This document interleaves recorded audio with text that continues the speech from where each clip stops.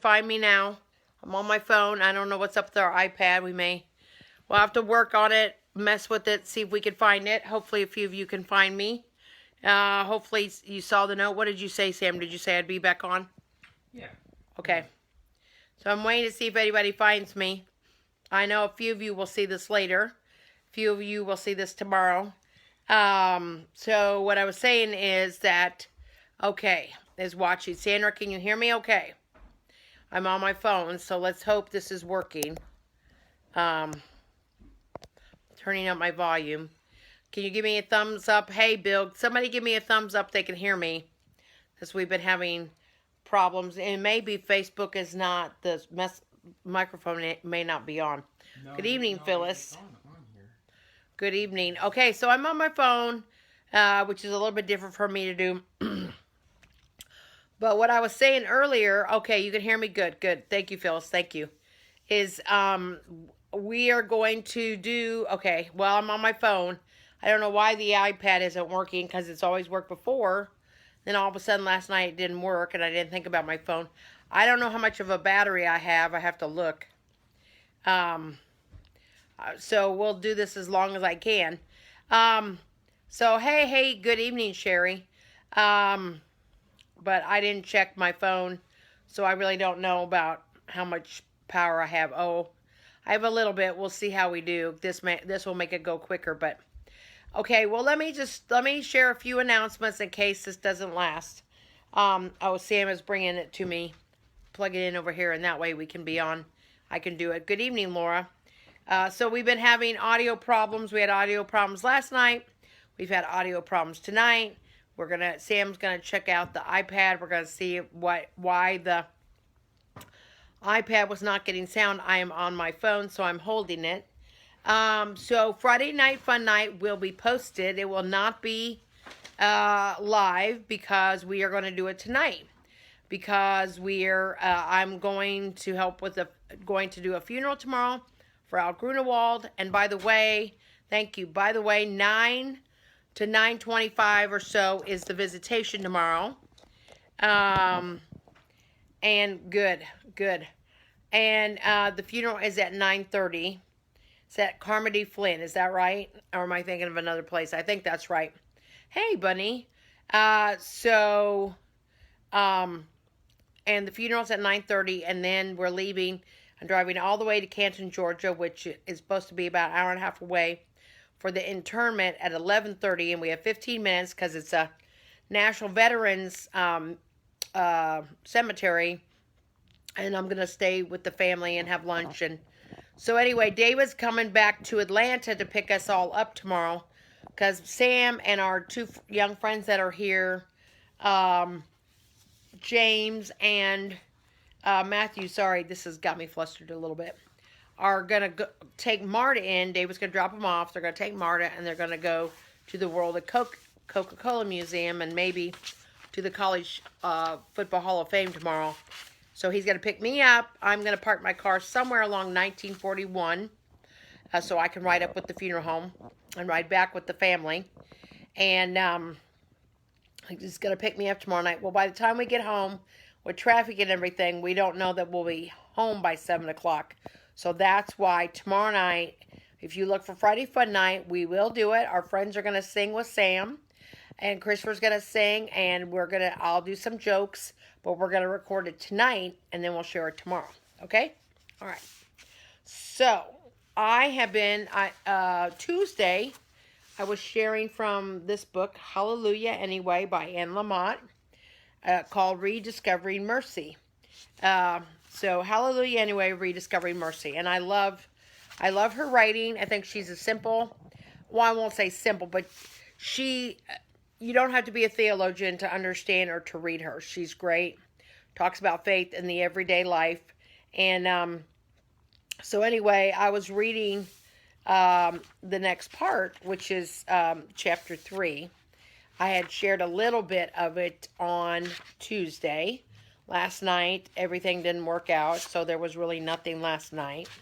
But I wanted to share a little bit of what she shared from chapter 3. I had shared from chapter 3 on the gold leaf, if you heard me Tuesday night, talking about, I think it said, Let's see. Chinese. The Chinese have a practice of putting gold leaf over the cracked parts of a valued possession. And I was talking about, she said, we are invited to be part of creation like planting shade trees for children whose parents were born last week. Talks about the gold leaf becoming part of the beauty of something that is cracked, and that sometimes it having been cracked but still being here, brought back not to baseline but restored, brings increase. And she talks about how we just throw away things, and but that this other way is to save valuables with our hands to pass on to our children, nieces, and nephews. Annie's chipped Inuit carving Uncle Will's journals. And if they toss Uncle Will's journals, rich in memories and minutiae of this family story, that's on them, not our fault for once. So that was the ending of what I shared on Tuesday. So tonight, I'm going to read a little bit more about what she talks about with mercy. So this is what she says. Misericordia. Wait a minute, I got to get the light on me a little bit better. Sorry. Misericordia is Latin for mercy, from misericors, merciful, which is in turn derived from miserere, to pity, and cor, heart. Mercy means compassion, empathy, a heart for someone's troubles. It's not something you do.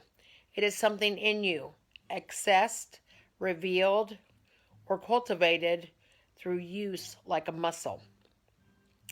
We find it in the most unlikely places, never where we first look. This is the point of the story of the Good Samaritan in Luke, where mercy is shown not by those of education or authority, those who are actually paid to teach mercy, but by the single least likely person for miles. So then she retells the story, and I love how she tells it, and I want to share that tonight. The disciples had been grappling with Jesus' news that he was the Messiah and was going to be killed. They were in despair, as they had been hoping that the promised Messiah would be a little more like General George S. Patton. And then she says in parentheses, in Matthew's Gospel, when Peter denied this, insisting that Jesus didn't have to die, Jesus rocked out on him, calling him Satan for his disbelief. But Luke, the Gospel writer, loved Peter and photoshopped this part out. I love that. In this passage, Jesus realized that his time had come to be crucified as had been foretold. He and his crew would travel from Galilee to Jerusalem. It was to be his last journey, the new Exodus. First it was out of Egypt, now it was out of the flesh into spirit, into what was eternally real. But there was a tiny problem. The shortcut most travelers took, instead of the long way alongside the river Jordan, was through Samaritan territory, which was dangerous for good Jews with their laws about ritual cleanliness. And everyone in their right mind hated the Samaritans. They were outcasts, sworn enemies. When the group entered Samaritan territory, Jesus sent 2 disciples to a village to book some rooms, as Samaritans would sometimes rent rooms to Jews. The men at the local inn said no. The disciples went back to Jesus and asked if they should call down fire from heaven on them. I love this. Jesus reminded them that despite the age-old hostility between Jews and Samaritans, they were all brothers now. It was supposed to be a journey of peace for people who'd hated each other forever. He asked the disciples, "What is the greatest commandment?" "That we love God with all our heart and love our neighbors as ourselves," said one man, learned in the Torah, trying to justify his hard heart. "That's nice," said Jesus, "but who is our neighbor?" The man was looking for a loophole. He was hoping that neighbors meant other Jews, whom he was glad to be kind to as they were family. Who is my neighbor? He didn't want to have to love the Samaritans. Jesus answered with this parable. A man, a Jew, got badly beaten up on the way to Jericho in the Jordan Valley. He shouldn't have been traveling alone. There were gangs, roving bands like ISIS, rebels with a political agenda. The badly injured man was left in a ditch by the side of the road. The first person to pass by was a highly respected Jew. probably a priest, someone able to hold worship in temples. The priest saw the poor man and made the decision to walk as fast and as far away as possible. He had an excuse.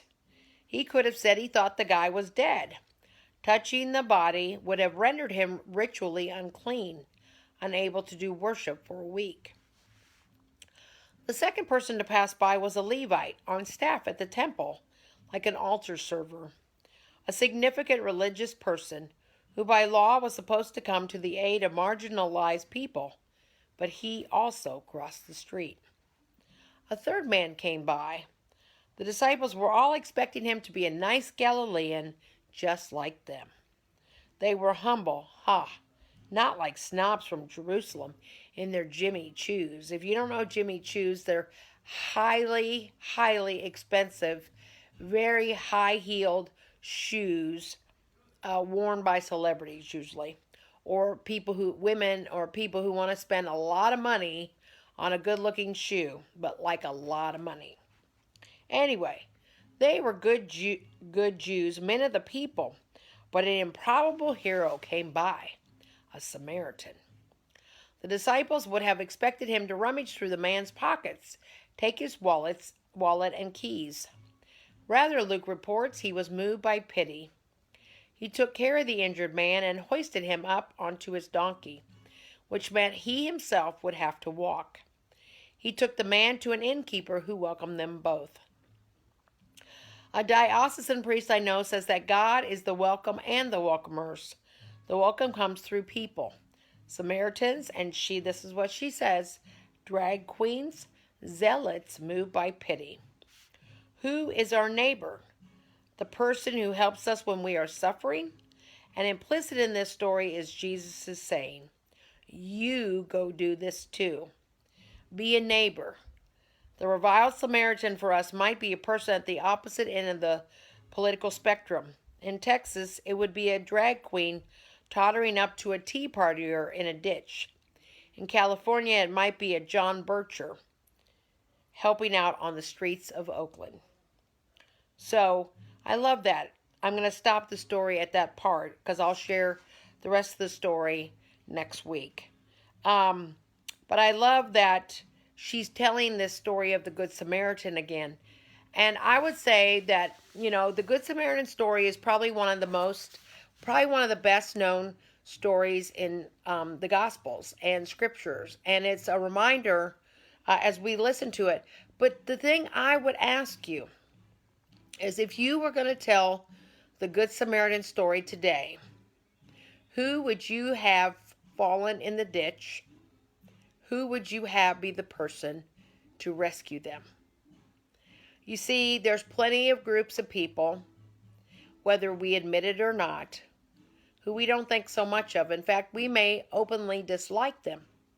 We may even hate them, even if we don't use those words. And some of it may be political. Some of it may be we think some people are too one way or another.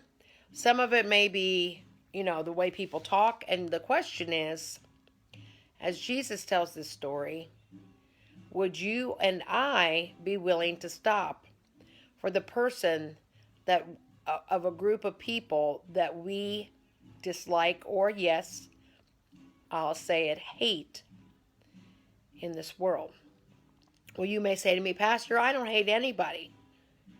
Okay, but if you're paying any attention to what's going on in the world, there's probably at least one group of people that when you hear the name of some group that you don't like, that you maybe think of one way or another. And I'll be honest with you. A number of years ago, I wasn't sure what I thought of Muslim people. But it goes back to a story that happened in my life. When I was in high school, I went to a small rural high school. There was 135 in our whole high school and middle school. Our middle school was on one end of the building and our high school was on the other end of the building. There was only 10 of us that were Catholic out of the whole school. Most everybody else was Baptist or Methodist. And at the time, I knew little to nothing about anybody other than somebody that was Catholic. Well, my very, very best friend was raised Baptist. Good evening, Joan and Laura and Sharon and Ellie and everybody else that I haven't said, Karen and April and Phyllis and Bill and Kathy and Virginia and Phyllis, I think, and Laura and Bunny, all of you, and Cheryl, good evening. Sorry, I didn't want to leave anybody out. Uh, anyway, so Cheryl, my friend Cheryl, knows about our high school, and she grew up there. She went to grade school. I went to Catholic grade school. But so my very, very closest friend in high school was Baptist. And one time, I don't remember why, and we never fought. We got along super, super well. We were very, very close. And one time we had this disagreement, and it had something to do with faith. I don't remember what. And we were actually mad at each other, and we were very close. And it hit me, and I went to her and I said, you know what? I'm not sure really why we're mad at each other. I think we don't really understand each other's faith. I think we need to talk and learn more about the faith that we are a part of so we can understand each other better. We were able to work through that and work it out. And I think about that because my whole feeling about Muslim people was really out of ignorance because there was a lot I didn't know. And I had issues with the hijab, which is the head covering. But when we moved back to Illinois, to Bloomington Normal, the autism community, so families that have children with autism, we had an amazing group there. And we were very much involved in that group. And we had people from all backgrounds. We had families that were Muslim. We had families that were Mexican. Now, I know those don't relate, but I'm saying, everybody wasn't just white, Anglo-Saxon, Protestant, whatever. Because we all came together around the issue that we had at least one child who had autism. And we got to know each other, and we became close, and we came to love each other. And my husband and one of our doctors that Christopher went to was Muslim, and he was an amazing doctor. And my husband David got involved. He started learning more about the Muslim faith and sharing it with me. And he sought out other Muslims in our community to get to know them and to understand their religion better. And because of the relationships that he formed, for 3 or 4 years in a row, we were invited and we went to the celebration of the breaking of the fast and it was called Eid, of Ramadan, because Ramadan lasts for a month. And I don't know what you know about Ramadan, but it is a fast for their faith, and it starts from the time the sun rises until the sun sets. And I think they can drink water, but that's it. And when you get to a certain age, you are obligated to be part of the fast until you grow older and you get to an older age, and then you don't have to do it anymore. You're not obligated.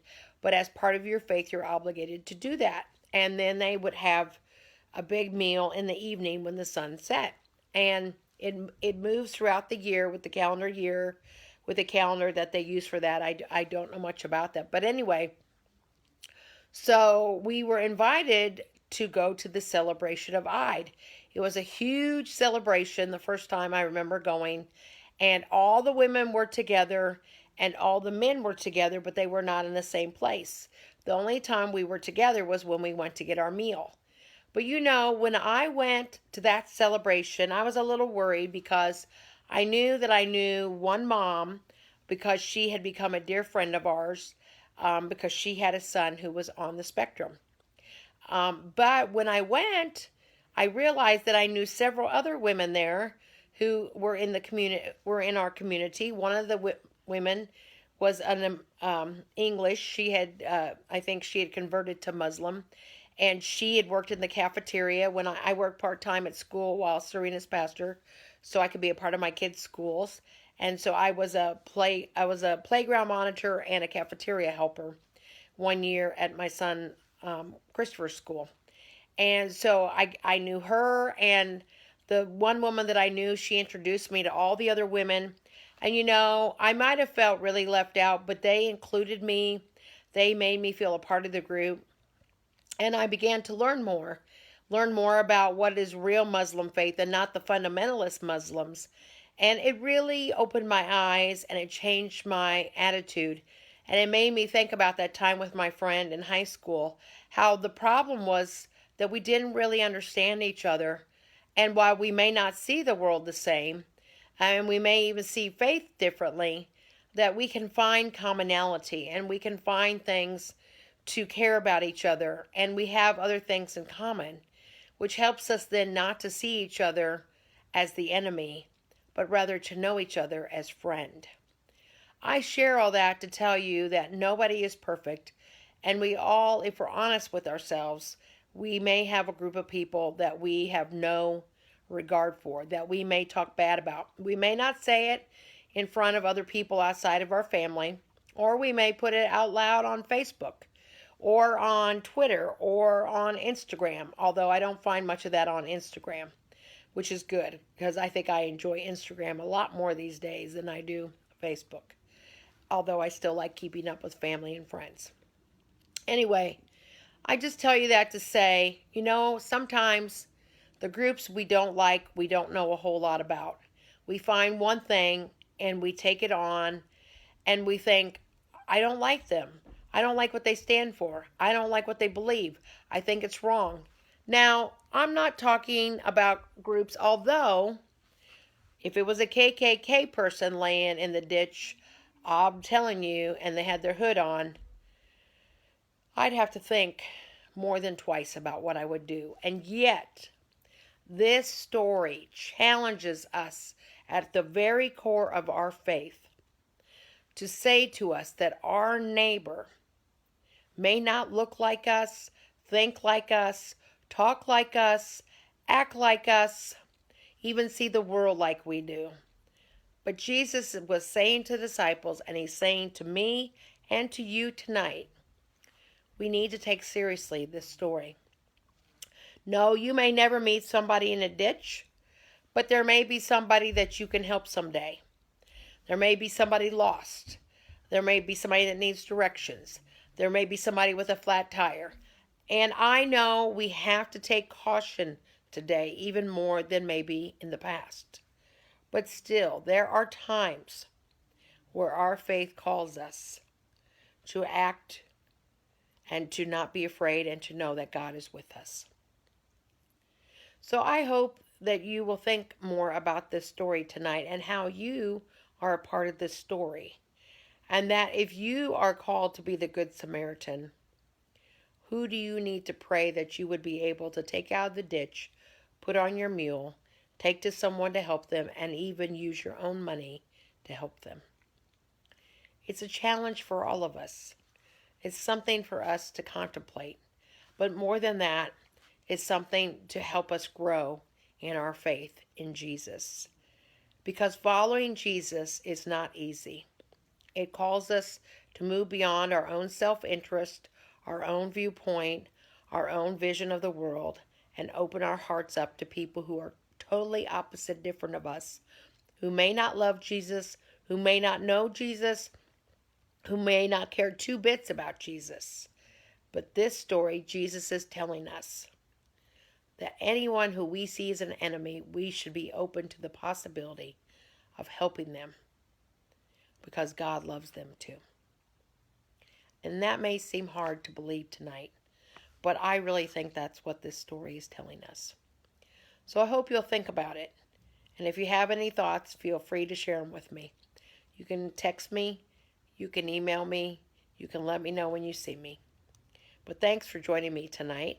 A couple prayer requests, couple special requests that I will just say. That I want you God knows who the people are who are in need of prayer. And so if you will just lift them up, just these anonymous prayers, if you will just lift them up, I would be greatly appreciative of that. Sherry's on here. Walt, I was going to say the wrong last name, and since I'm on my phone, I can't look it up, but Walt McDowell had been in the hospital yesterday. I don't know if he went home today or not, for those of you who know him. He'd had a very fast resting heart rate, and they think he has AFib, and they were going to try to figure out what was going on. Sherry, do you have any more news about Walt? So please keep Walt in your prayers, and that they can figure out what to do to help him. Um, let's see. Um, if you could be praying for he did go home this morning. So Sherry said Walt went home this morning. Are they going to do anything, Sherry, or is he waiting to go back to his doctor tomorrow? I do ask prayers for my friend Rock Me. She is a very, very close friend of my brother Tim. She's from India, and her just praying for protection for her mom, that her mom does not get COVID. Several of her family members have gotten COVID, and I believe it's a cousin who's gotten very, very sick and had to travel. Okay, so Walt's going to Emory tomorrow. But so Rock Me's family member had to travel, I think, 3 hours to get treatment. And Rock Me she lives in Kansas City, and she told my brother Tim that she really wants to be able to go home again one more time to see her mom in India, and she asked for prayers protection for Rock Me's mom, that she will not get COVID, and for the rest of their family, that they will be able to recover from COVID. And I know that some people may say this is political, but I don't believe it is. I'm thankful that our country is going to be sharing over 200 million doses of, let's see, which one is it? Pfizer, I think. I don't know. It's one of the vaccines, and the thing that I was most heartened to hear was it's going to go to 100 of the poorest countries in the world that couldn't or can't afford much of the vaccine. And they're working out with the other two vaccine companies, Moderna. So it's Moderna, Pfizer, and Johnson & Johnson. And I think it's maybe Moderna who's already said they'll send the 200 million, and they're working a deal with Pfizer and with Johnson & Johnson. And we need to remember that just as we've had the opportunity to get the vaccine, we want it to be spread around the world. We want others, because sometimes we think, well, that's another country. Why do we care? Why does it matter? Well, they're our neighbor too in our faith, but also in this, I hope that implores to you, but if it doesn't, we need to remember that we live in such a world that a disease can travel very fast, as we all know, with COVID, and that there is this one that's I believe it's in India, is quite nasty. It's mutated enough that there's great concern about it, and the concern also, I would think, is about it spreading around the world. So I'm grateful that that's happening, and I just pray that the vaccine can get to places where it's most needed and people can get it, and that like here in America, how the numbers have gone so far down, that they will go down in these places, and that we will see relief from COVID. And just praying for those who are still sick, both all over the world and also those in America. I've known several people who've gotten it recently. Praying for the families who are in mourning, giving thanks for those who have recovered, and praying for those who are still dealing with the after effects of some of the shots. I know that there's been a rare form, they said tonight, of men who have been affected by one of the shots. Pericarditis and myocarditis, I think is what they said, that a small group of men have had that reaction after one of the second shot. So we just want to pray for all those who are dealing with that as well. So as I said, tomorrow night we'll be already loaded up on Facebook. So just look for Friday Fun Night. We're going to record it tonight because we'll be coming back from Atlanta tomorrow night. We'll have worship on Sunday online at 10 a.m. Eastern Standard Time. I'm thinking of Central, but it'll be 10 a.m. Eastern Standard Time on Sunday. And I'll have more news about next Wednesday. We'll be live from sharing. It'll be Wednesday night worship outside, and I will be a part of that. So we will have that for worship with music, contemporary music, and a devotion next Wednesday night. And I should be back next Tuesday as well. But I'll have more details to come as we figure out our schedule. All right, everybody, have a great night. Thank you for joining me. Thank you for hanging in there with all the problems I was having. We'll see if we can get the iPad fixed, but right now this worked pretty good. I really appreciate all you joining me tonight. It's great to be with you. And for those of you who watch tomorrow, I pray everyone has a great sleep tonight and a wonderful Friday and a wonderful weekend. And anybody, if you're traveling, I pray for safe travel for you and a wonderful time wherever you may be going. Thank you so much. May God bless you to be a blessing to others. And now as we go on our way tonight, the Lord bless you and keep you. The Lord make his face shine on you and be gracious to you. The Lord look upon you with favor and give you peace. In the name of the Father, the Son, and the Holy Spirit. Amen. Have a great night, everybody, and a great day tomorrow. Take care. I'll see you soon. Good night.